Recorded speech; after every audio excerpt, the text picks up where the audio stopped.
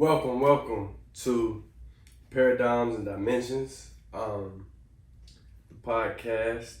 I know that there's a lot of people that they start a podcast and with a intended message, but they really don't have too much to say. So let's get right into it. Today we're talking about existential. Existential. Why would we be talking about existential? Well, I believe that the most pressing thing that we would want to talk about is life, since that's the thing that we are pretty much always in. So, I like to start with saying that why did I even choose to endeavor in starting a podcast or um, a place where I can show or articulate my own thoughts and ideas with an intent in which to be able to share those thoughts and ideas that may provide another person with intangible riches. So there may be riches where they be material, riches where they may be immaterial. And for those that know, they know. So the human being is the most complex creature in existence known to man. So with that being said, everything about a human being is wired to live. And in that same token, we can talk about how the human being it's no longer satisfactory for the human being to just sit on the couch, to just be complacent and to be just okay with what he has. Society as a whole is always advancing. The state of the world, the state of everything is in a ever constant state of change. There's nothing that stays the same. It either gets better, increases, or it gets worse or decreases. So everything is in a state of change. And the humans, civilization, we've been advancing this long. Thus, I wouldn't be here having this conversation with you guys if humans we weren't advancing and keeping ourselves alive with the technology. So it's no longer just suitable for us to just be couch potatoes. I'm sitting here. So what must we do? We must advance. We must learn. We must strive. We must press forward toward what a better future.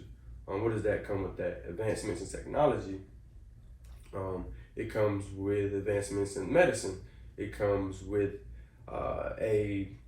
as a whole society, it comes with a mind shift. So you also see when things start to shift legislatively or in the government, that symbolizes a whole entire shift of a population's thinking. So thus making these laws or these ordinances seem suitable for the entire whole. Although you have your different sections and sects of people who the laws benefit them, one group of people, but may actually not benefit another group of people. So the human being is the most complex creature. We are always advancing. We are always pressing forward, striving, and we should be. And if you're not getting better, so you're getting worse. So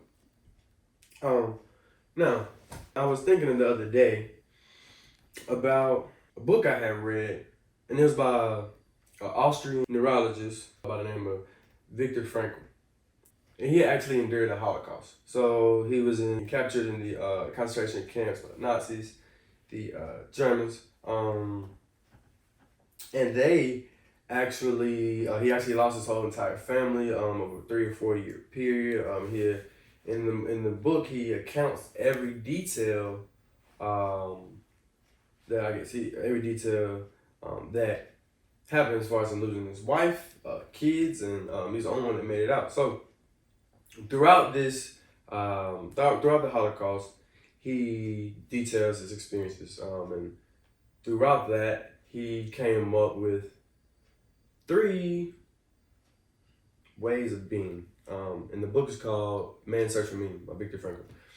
And he essentially said that, man has three ways to live, and they can be, one at a time, but in a lot of times that they can be utilized, or they can happen interchangeably. It can happen at, maybe one point in somebody's lives, or it all can interchange and be happening at one point or multiple points in the person's life. So therefore, we start to talk about how one would be a work or a deed or an endeavor that a person or individual would choose to endeavor in or do. So that could be their meaning to life.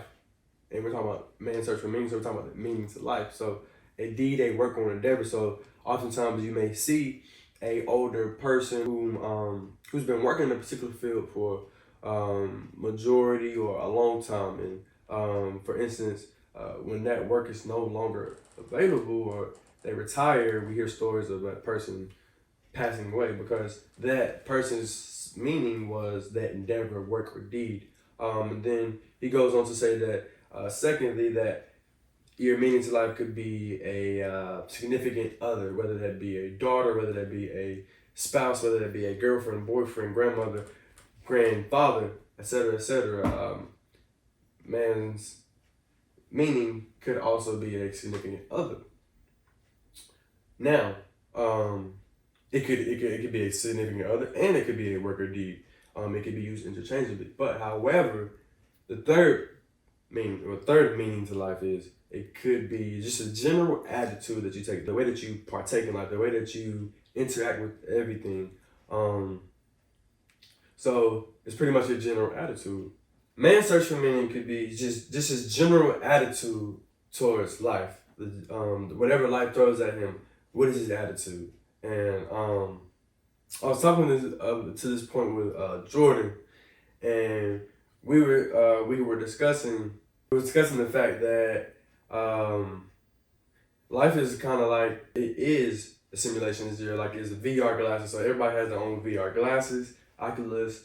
I remember when I first got into the VR, it was a PlayStation 4 VR. So everybody has their own VR. Their mind, their whole mind and their perception and how they perceive the world is their own virtual reality world, in which they are the programmer, in which they have the ability to design how they're seeing things, what they're seeing.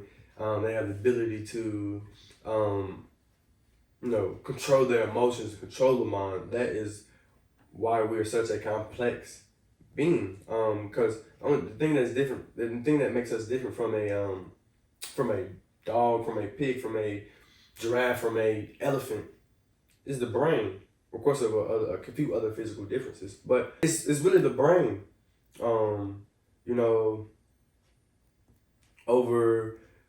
Like when man became first, it was more of a survive. So you just survive and you're surviving. So you're more of using your primal instincts to survive. So now when man slowly develops being able to build structures, being able to encase himself in fences and homes and making structures for himself to keep the outside out from his dwelling, he then slowly begins, you see over time, he slowly begins to develop some more security.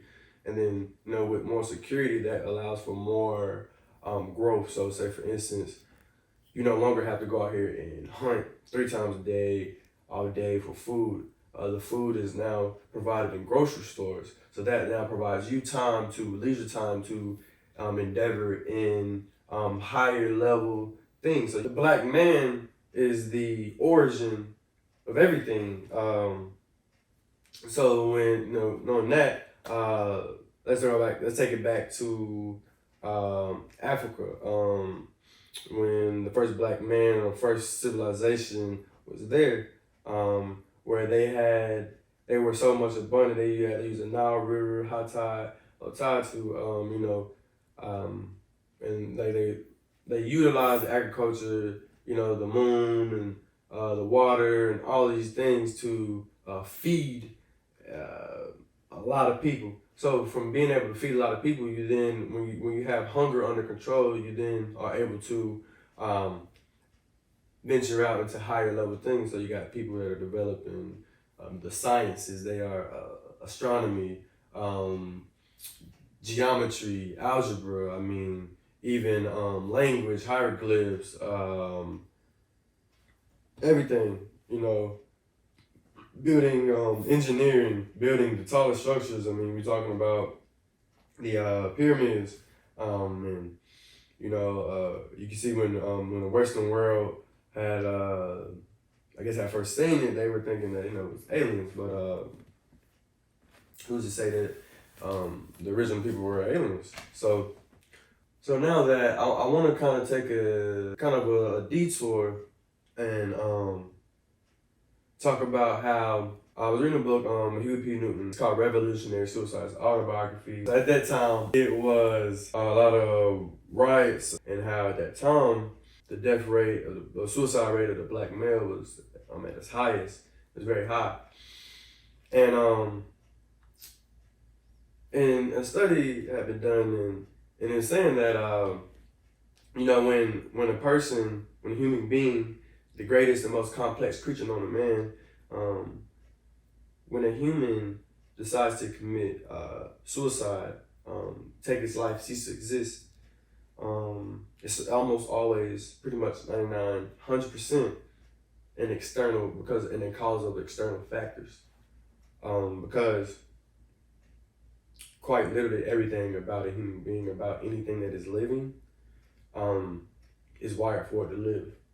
Otherwise, it wouldn't live. So let's talk about the human being. The human being, and I reiterate, the most complex, greatest being known to man, is wired to live. It has a nervous system. We have a digestive system. We have a reproductive system already in a system that's living to reproduce more life. We have a respiratory system, an immune system, spine, muscles. So everything works together in systems to create a human being and maintain and sustain that human being through his life or her life. So, since everything is wired about a human being to live, when someone decides to take their life and cease to exist, it's not natural, and it's a true tragedy. Because it's a way that the brain hijacks that system, all of these systems. It hijacks these systems and overrides it and tells it that, hey, we're gonna no longer exist. We're gonna cease to exist, which is tragic, which is a true tragedy. And although I can empathize, being a great mind and just being a social person and being very intuitive and in touch with energies and everything, and then actually dealing with it, not dealing with suicidal thoughts, but dealing with other people that I've known to have. One night I thought about it, and I did come to understanding that some people, how they're existing in this physical realm, they're existing in this realm, this realm, and what they perceive is physical, what is real to them. So whatever is so real, which is external factors, whatever it is, has got them so flustered, and so messed up, so jacked up that they believe that they can't get over it, they can't get through it. So the brain literally hijacks itself and says, you know what? It'd be easier to cease to exist rather than to push through, rather than get through, rather than strive, press forward. True tragedy, not natural. Always due to external factors, suicide. So there's another study done. Dolphins. Dolphins, just like any creature, mammal, has feelings. And who's to say not anything else has feelings? But mammals in particular.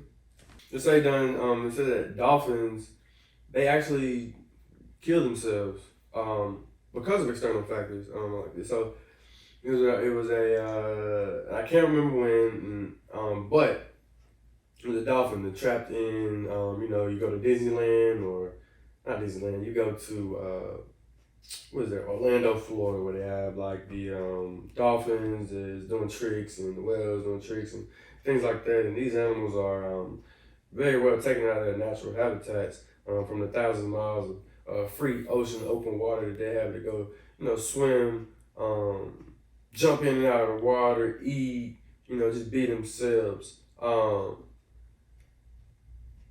We take these animals and you put them in, you case them in water cages and use them for the entertainment of the human being.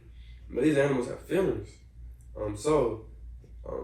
Dolphins that drown themselves because they couldn't escape, the environment they were in externally. So, dolphin hijack itself, hijack the brain and kill itself.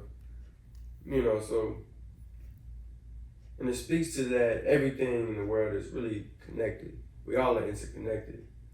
The producers can't survive without the consumers. The consumers can't survive without the decomposers. The prey can't survive without the predators can't survive without the prey. So on and so on. So we are truly all interconnected.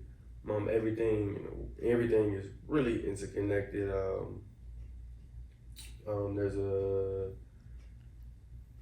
There's a theory called string theory, but talking about like if things are connected. But I think that we could find that everything is definitely connected if you really did the research and just look into it and really dig. You would literally find that there's some way some things are connected. So that gets me on my last topic. The last topic that I will leave you guys with is that how exactly is the best way to live? Because it's existential. So what would be the best way to live, the best way to exist?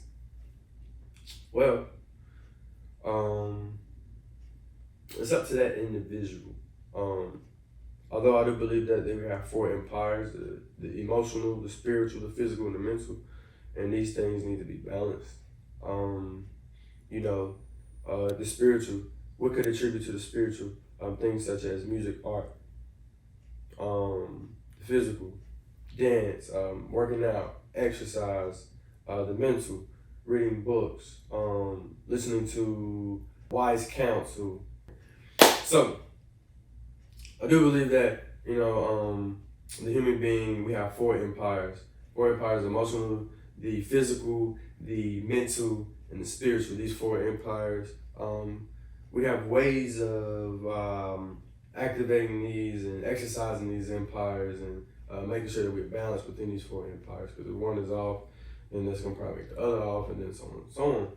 So it's very important too. So you could say that perhaps maybe music and literature that could speak to one's, that could even speak to one's spiritual and mental. About dance, exercise could speak to the physical, and perhaps the same thing could speak to an emotional state. So, what exactly is the best way to live?